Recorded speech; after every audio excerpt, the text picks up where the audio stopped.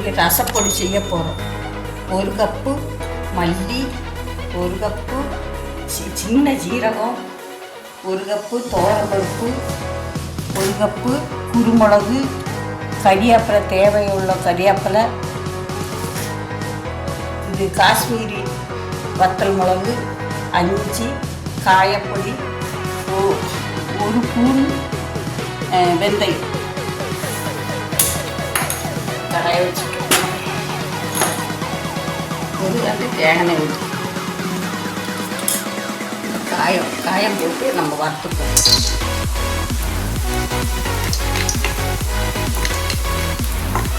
எடுத்துப்போம். மல்லிகை போட்டு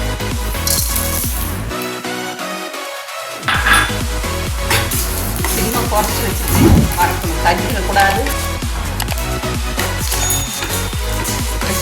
நல்ல மனம் வந்து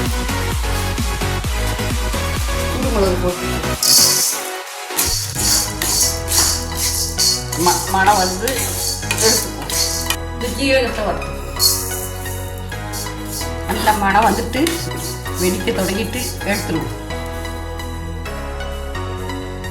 துவரம் பருப்பை அப்படி வறுத்து துவரம் பருப்பு வறுத்துட்டோம். நல்ல மனம் வந்துட்டு இறக்கிடுவோம்.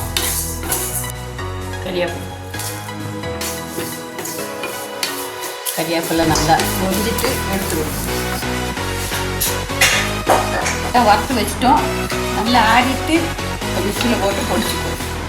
இது வந்து கறிவேப்பிலை இப்படி வறக்கணும். நல்லா பொடிஞ்சிடணும்.